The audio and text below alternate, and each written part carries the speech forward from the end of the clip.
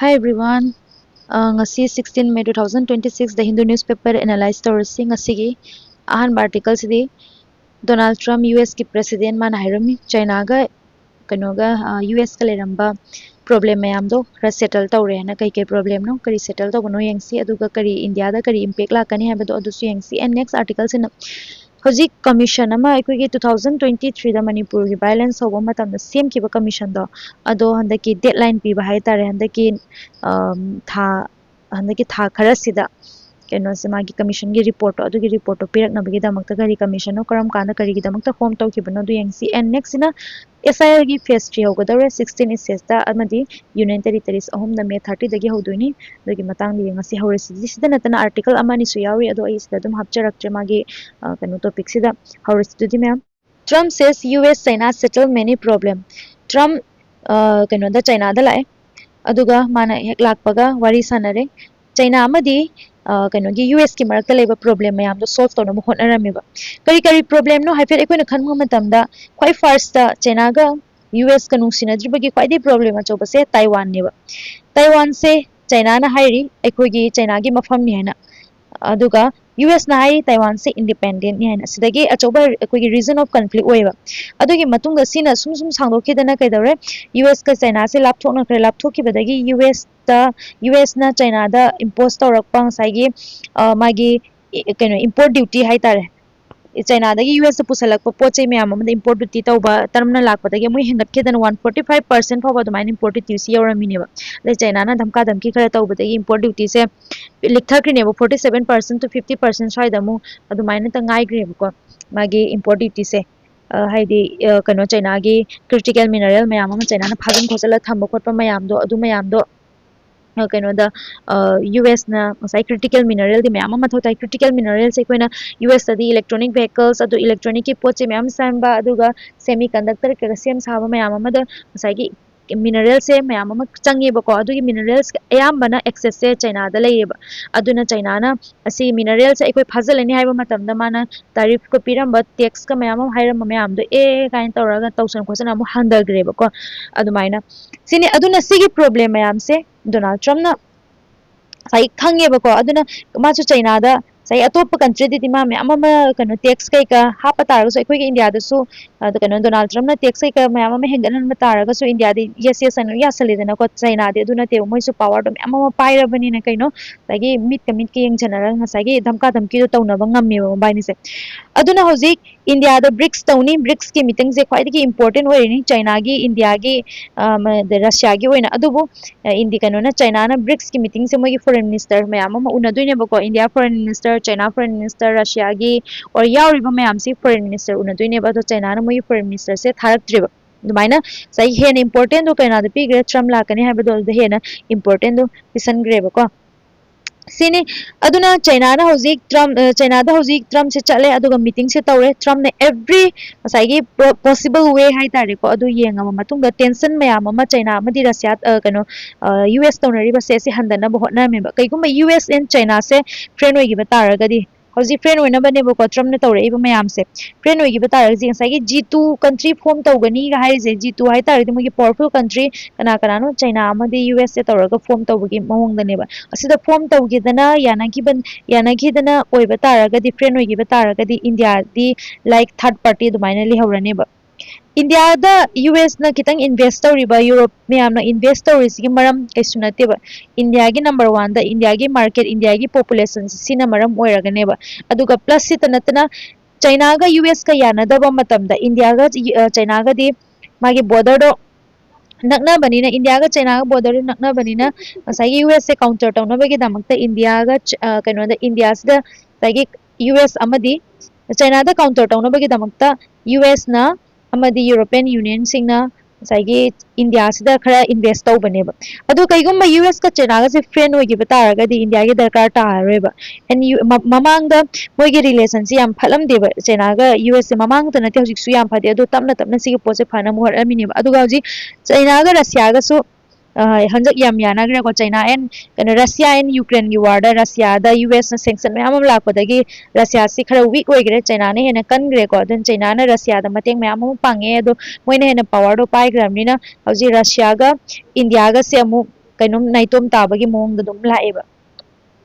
US का China का से फ्रेंड होगी तारगदी साइगी रिलेशन दो मोगी सुहेंग रशिया का कनो US का दि अमु खेना यानद्री निंदना को मोइनी दि हाना वार मतम दगी अदुदुना चाइना का अमु US का याने खिबा तारगदी सिगि पोचसु अमु रिलेशन दो अमु सिदगी चेंजेस लाने पावर दो सिफ ओइराने बा अदुगा सिनी साइगी सिदा कई कई वारी सनै माना लाको मतम दा हाई तारगदी चाइना दा US ना हाई से सिनी USA की इम्पोर्टेंट है तारे कई गनो कोई सेमीकंडक्टर इलेक्ट्रॉनिक्स की पोचई सेम्बा और बैटरी की पोचई सेम्बा कोप मतमदा ngasai critical minerals ma'am ama दरकार ताई सिकी critical minerals से चाइना ना अयाम्बना कंट्रोल तौरगने बले से अदु US ना हाई से रिलैक्स तौ सिने बसी क्रिटिकल मिनरल से रिलैक्स तौ सीजन ना बायना अदुगा सिगी रिलैक्स तौ बतारगदी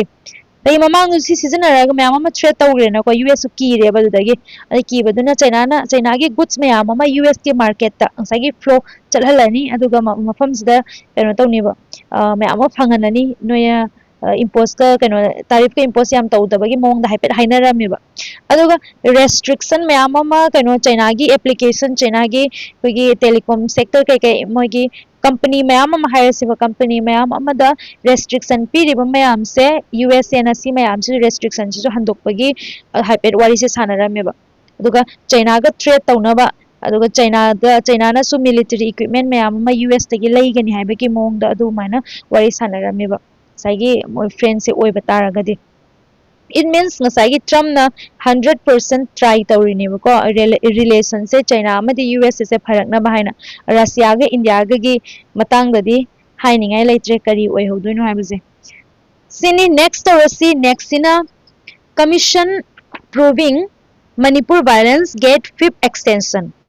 Manipur के violence के मतंग दा commission नम सेम की बदो हंदक 2023 दगी हौ की बा violence तो commission नम सेम है commission नम सेम अगर थीजन हुमजन बगी हाय तारे कमाइना तौरगा हौरकी बनो करी दगी हौरकी ननो कनाना सोय बदगी हौरकी बनो हाय यंगसन न बगी दमकता commission of inquiry um form तौ की बको 2023 जिदा अदुगी commission of inquiry से मागे report टू पी बगी दमकता हंदक मंगा रक सुरे येथो ओगा लेरी से मणिपुर 2023 के मे 3 मे की तारीख अहुम सिदा violence broke out तौरे community अनि की मरकता अदुगा violence से सी नमरम ओरगा 260 दगी है नमी मैम अमा सीरे रिपोर्ट की मतुंगिना 260 हाय नि रिपोर्ट न तबदसु मैम अमा सीरिनी अदुगा 60000 people है ना homeless ओइबा villages and house ma'am अमा चाकपा अदुगा 1000 of मैम अमा हौजिकसु relief camp ददुम लेबसे कनो तौसी मयुम द चंग मंगमद्रिबको internet shutdown अदुगा heavy security ma'am अमा impose तौदना मणिपुर दा president rule पान की बकोट की मैम अदु लेरे अदुगी मतुंगदा violence से करी की दमकता होखिबनो मैमना सु खंगनरे साइसी शेड्यूल ट्राइब की सिगी शेड्यूल ट्राइब तान बसे साइगी सिदगी हौरखिबने सिदगी बुदिना ते ममांगदगिने दो सिदगी साइगी रिले का चतन कोतना यारोय पीबे यारोय खोलोयना रिले चतपा होबसी मैम सिदगी violence से क्रिएट तौरखिबने अदुगा कमीशन से करी की दमकता फॉर्म तौखिबनो हाय तारगदी साइगी violence से दुम सीरियस ओइरकपसिदा violence से कनाना कनो थोखन बनो अदुगा सिक्योरिटी इन मणिपुर दा लेरिबा सिक्योरिटी से खजिकी नते सी सिक्योरिटी से कमाइना फेल ओइरिनो अदुगा गवर्नमेंट ना सिसे ममांगदगी कैदोबगी लेबहल होद्रिनो अदुगा पुलिस एंड ऑथोरिटी सिंगसिदगी करी अरान बयाव के बनो मोगी मिस्टेक से करिनो हाबदो अदु थिगतनाबगी दमकतनेबा सो सेंट्रल गवर्नमेंट ना सिगी स्पेशल इन्वेस्टिगेटिंग बॉडी हाइबसिगी बॉडी से हाइरिबा कमीशन ऑफ इंक्वायरी से फॉर्म तौबनेबा करम कांदा फॉर्म तौबनो मिनिस्ट्री ऑफ होम अफेयर सिना फॉर्म तौबनेबा मिनिस्ट्री ऑफ होम अफेयर ना कमीशन ऑफ इंक्वायरी से करम कांदा जून की तारीख मरी 2023 से फॉर्म तौबनेबा अदो सी कमीशन से कमीशन ऑफ इंक्वायरी एक्ट के अंदर फॉर्म तौबनी कमीशन से कनाना हेड तौरमी अहान बदा कंसागी इनिशियली होजी अजय लांबाई से अजय लांबासी ने हेल्प बने former chief justice of Guwahati की फॉर्मर चीफ जस्टिस ने हाई कोर्ट की गुवाहाटी हाई कोर्ट की अदुगा माना चेयरपर्सन होइरमी अदुगा कमीशन की कनसागी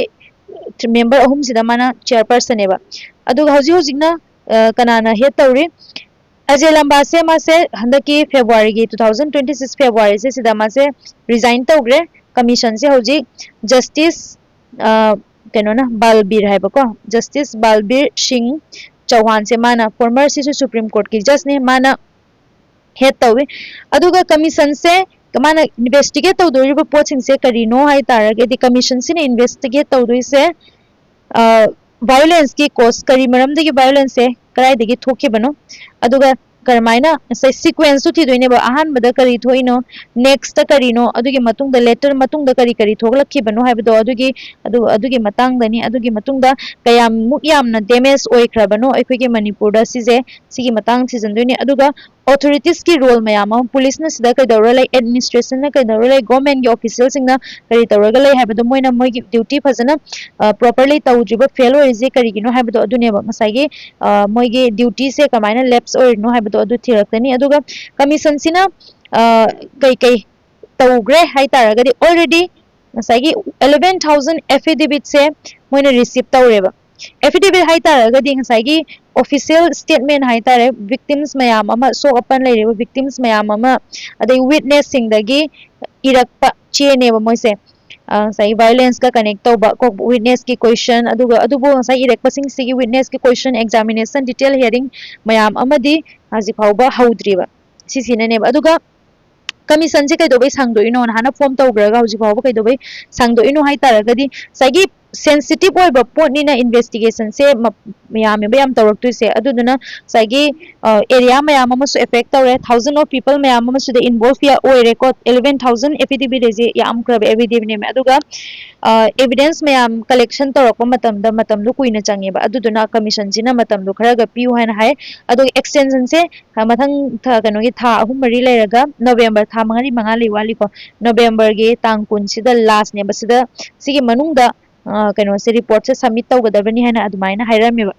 अदुगा सांगमनगे ने मी मयाम अमसु से क्रिटिसाइज तौबा होरेको सी वायलेंस से ऑलरेडी 2023 दा होग्रबने साइगे फाइनल मागी रिपोर्ट से 2026 दा लागतोइने हाइदि फोटो मयाम सांगमनगे दना को जस्टिस आइसे यामना स्लो लागपा तारगदि अदुगी जस्टिस तो साइगे फंगदबगा चप माने हाबदुने विक्टिम सिंग हौजि फावबा दुम सफर तौरगा लेरी मयाम अमा अदुगा तुम डिले होरक तारगदि कोई सिस्टम दगी ट्रस्ट अमा मांगेदना ट्रस्ट मांगबा नते को ट्रस्ट अमत लैत्रेबा हौजि कानजे some people ngasai question me amus tore investigation itse badu yamna kuina changba taragadi ngasai real justice se si phangak pa kan di ngasai report tu la ne ba report tu la khangane ba kai noise aduga justice pirak pa matam na chahi amuk tara ko namuk changi doine ba sine aduna simply ngasai gi hauzik extension se tawgre aduna koina ngai dui se November की date 20 से सिफाव ngairne ba adugi matungda kari magi report to gi matungina kari lai hai ba do adu yengane ba sini matang sida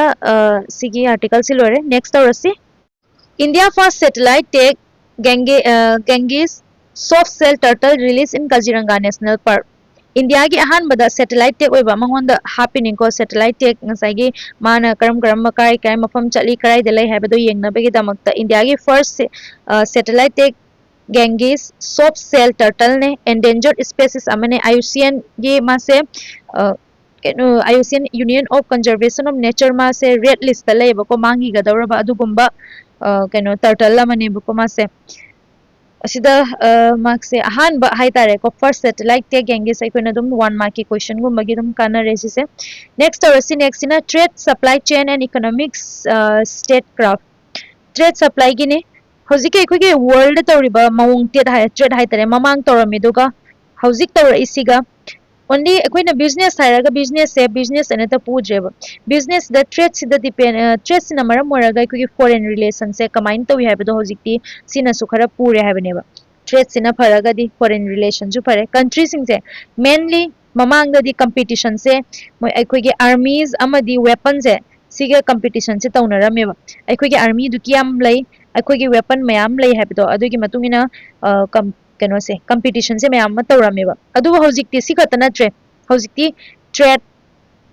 करम country दगी कनाना के ma'am pot लौरे दुना नत्रा अखोगी India दा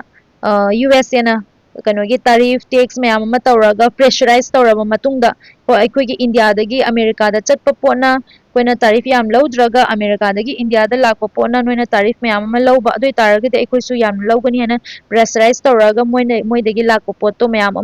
कनो तारीफ अम नेमदहली दो दुमाइना अदुगा technology AI होजी artificial intelligence ख्वाइदगी हना पावरफुल ओइबा कंट्री दो अदुना अखोगी 2000 कनो सिदा 2030 सिगी मनुंग द ख्वाइदगी पावरफुल ओइबा कंट्री ओइदोइनेबा AI द ख्वाइदगी पावरफुल ओइबदुना अदुगा सप्लाई चेन करम्बा कंट्री दगी साइगी कमाइना सप्लाई चेन तौबनो मिनरल्स कैमयाम साइगी चाइना द मिनरल्स तो माना क्रिटिकल मिनरल्स माई कंट्रोल द ले अदुना नि US फावबा दुक चाउग्रबा कंट्री दुकी मतिक सुपर पावर ओइबा कंट्री फाव मोइबु कीरिजे अदुगा इकोनॉमिक पावर से चाइना ने को नंबर 1 इकोनॉमिक पावर है तरदी US का चाइना का सिनेब अदुना मेन आइडिया से कइनो ट्रेड हाइबसे हौजिकति जस्ट बिजनेस नत्रेब ट्रेड हाइसे कंट्री ना ngसाइगी बिजनेस तनतना ngसाइ फॉरेन रिलेशन जुसिना डिसाइड तवेबा कंट्री ना मागी साइगी टैरिफ सीजन नरगा एक्सपोर्ट बैन का तौरिबा मयाम दो चाइना ना क्रिटिकल मिनरल को एक्सपोर्ट तौरोय कान हाइबदा की दना US ना इंपोर्ट का दो जर ngसाइगी इंपोर्ट की टैरिफ का बिल का दो मयाम हंदरिबा मयाम दो सप्लाई चेन सीजन नरगा हौजिक हार्मोन्स तौरिबा मयाम से टेक्नोलॉजी की पार्टनरशिप अमदी एनर्जी कंट्रोल तौर मतुंग सिजे टूल्स ओइना सिजनरेबा ग्लोबल दा साइ कमाइना पावर तौनी अतोप कंट्री दा कमाइना प्रेशर तौनी हाइबगी पोतो सिजा सिजनरेबा एग्जांपल साइगे आर्ट मिनरल चाइना ना कंट्रोल तौरे अदुगा US ना तारिफ दा इंपोर्ट मयाम अमा तारिफ अंगेन हेललेबा मयाम सिजना इकोनॉमिक्स साइगे तमना तमना जियोपॉलिटिक्स तो ऑनथोरे हाइबनेबा हौजिकी लेरिबा इकोनॉमिक्स से सिदा इंडिया ना करी अपॉर्चुनिटी लई हाइ तारगदी बिकॉज मेनी कंट्री मयाम अमा सिगी चाइना की अल्टरनेटिव्स पामेबा चाइना से हौजिक सुपर पावर ओइरे मोइसे दुकी मतिक कनो ओइरेबा पावर दो पाइरबनिने हौजिक सिगी चाइना की अल्टरनेटिव्स थिरकपा मतमदने ngसाइगी सप्लाई चेन सेफ ओइबा पार्टनरशिप द ट्रस्ट ओइबा स्टेबल इकोनॉमिक्स थिरकपा मतमदे इंडिया से इंपोर्टेंट पार्ट अम ओइबा लार्ज वर्कफोर्स मयाम ले अखोगी इंडिया की पॉपुलेशन सिननेबा अखोगी इंडिया दा हौजि मयाम अमने इन्वेस्ट तौबा खोटपा इंडिया की पॉपुलेशन इंडिया की मार्केट सी येंगागनेबा अदुगा पॉलिटिकल स्टेबिलिटी ह्यूज मार्केट अदुगा ग्रोइंग इंफ्रास्ट्रक्चर सी येंगेबको अदुना कंपनी सिंगसिना इंडिया दा हेन इन्वेस्ट तौर मयाम से इंडिया ना सिदा साइगी अदुगी पोतो फालतू दा चरहंदबेदा कई तौबा तारगदी साइ फगनी है तारदी अहान बदा स्ट्रॉन्ग इंडस्ट्रीज मयाम अमा बिल्ड तौबा मैन्युफैक्चर तौबा खोटपा सि मयाम सिगी अदुगा लॉजिस्टिक एंड इंफ्रास्ट्रक्चर इंप्रूव तौबा टेक्नोलॉजी डेवलप तौबा हाइरिबा इन्वेस्टमेंट मयाम दुगा मोइगी पार्टनरशिप मयाम दो तौर मतुंगदा स्ट्रेंथन डिजिटल सिस्टम मयाम अमा स्ट्रेंथन तौबा अदुगा एट्रैक्टिव साइगी इन्वेस्टमेंट मयाम दो एट्रैक्ट तौनबगी दमकता अखोगी लेरिबा अखोगी सराउंडिंग लेरिबा इंफ्रास्ट्रक्चर लॉजिस्टिक्स सि मयाम से डेवलप तौबा गुड रिलेशन कंट्री में आमगा मेंटेन तौबा इंपोर्टेंट है अदुगा असिगी मतकता इंडिया ना साइगी अतोप कंट्री डिपेंड तौरिबा मयाम से सि डिपेंड से सि खितंग रिड्यूस तौबा दरकार ताइबा डिपेंड याम तौबा तारगदि हेंग अखोइदा सुमयाम अमा बेरा कादुइने हुजिक थावगी डिपेंड तौबगी दमकता थाव याम सिजननो साइकिल दा चलो ना हाइरिबा मयाम सिनेबको साइ डिपेंड तौरबनिना सिने अदुना हौजी अचौबा वार्निंग हाइ तारगदी ग्लोबल ट्रेड से ngसाइगी ग्रुप्स एंड ब्लॉक मयाम अमद डिवाइड तौरखरेबा अदुना इंडिया ना सिज याम केयरफुली बैलेंस तौर सकदमनेबा ngसाइ अमतदा तोंगदबिदा ग्लोबलाइजेशन साइगी ग्लोबलाइजेशन बैलेंस तौबा सेल्फ रिलायंस ओइबा दरकार नै सेल्फ रिलायंस तबुदी तपना तपना लाइने सेल्फ रिलायंस ओइबा दरकार नै नेशनल सिक्योरिटी सु येंगदबा तारे प्लस येंगबा तारे हाबा प्लस इकोनॉमिक की ग्रोथ सु येंगदुइनेबा अदुगा सिंपल ओइना ngसाइगी आर्टिकल दा हाइसे हौजिकी मॉडर्न वर्ल्ड से supply chain trade technology and economy influences चले हाबने ममांगी दुमाइना जस्ट आर्मी अमदी करी हाय केनोना वेपन ना डिसाइड तौद्रे हाबने हौजिक कांदे सिनी मतंग द वीडियो सॉल्यूशन जरगे थागा चरे मयाम